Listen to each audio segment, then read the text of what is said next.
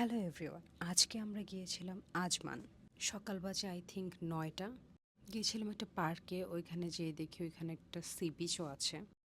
চারপাশে এত ফুলের স্মেল ছিল। দুবাই আসার পর সবসময় শুনি যে আজমান নাকি গ্রাম, কেউ তেমন থাকে না, খুব বোরিং একটা সিটি। এদিকে যাওয়ার পর আমি পুরাই স্পিচলেস, বিকজ আজমানের মতন সুন্দর জায়গা আমি দুবাইতে আর কোথাও দেখি নাই। এখানে অনেক কম মানুষ থাকে, বাট সবাই ভিলাতে থাকে। অ্যান্ড ইউ নো দ্যাট যে আমার শান্তশিষ্ট জায়গা খুবই পছন্দ। তো যাই হোক, আমরা যাওয়ার পর দেখলাম জায়গাটা পুরাই নির্জন, তেমন একটা মানুষ ছিল না, বিকজ তখন খুবই সকাল ছিল।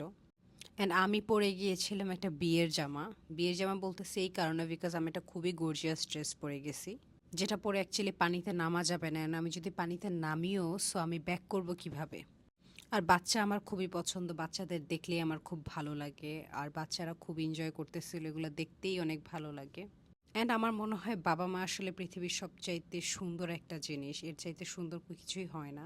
প্রত্যেকটা বাচ্চার বাবা মা দূর থেকে তাদের বাচ্চাদের কাণ্ড কারখানা দেখছিল এবং খুবই খুশি হচ্ছিল। কেউ কেউ বাচ্চাদের সুইমিং শেখাচ্ছিল।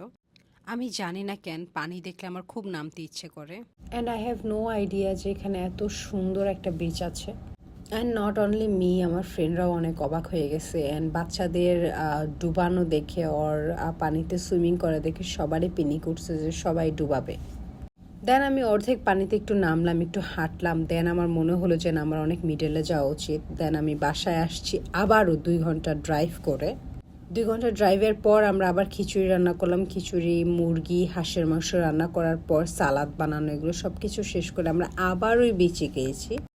তো আমার ফ্রেন্ডরা বলতেছিল যে আজকে না আমরা আবার কালকে আবার সকাল আসবো। আমি বলছি যে না, আমি যেহেতু একবার পা ভিজাইছি, এত ভালো লাগছে, সো আমি আজকেই সুইমিং করব, আজকেই এখানে নামবো। টাইম যাইতে যাইতে আবারও দুপুর 3টা, আই থিঙ্ক 3টা, 3:30 বাজে। সো ততক্ষণে অনেক মানুষ ছিল বিচে এবং সবাই অনেক সুইমিং করছিল।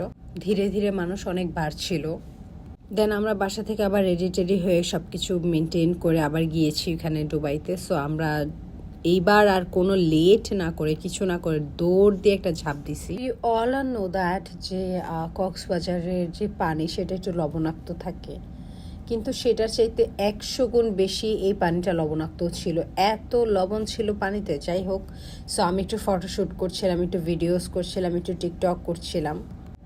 প্রথমে একটু পা ভিজাচ্ছিলাম পানিতে, যে আস্তে আস্তে যাই, বিকজ আমার তেমন কোনো এক্সপিরিয়েন্স নাই নদীতে ডুবাবার কিংবা সমুদ্রে ডুবাবার। And I don't have an experience how to swim or something, because আমি কোনোদিনই নদীতে নামি নাই। আর এইখানে চলে আসে আমাদের ইবলিশের ছোট ভাই। আই ডোন্ট থিঙ্ক সো ও ছোট ভাই, ও হচ্ছে ইবলিশের বড় ভাই। সাডেনলি আমাকে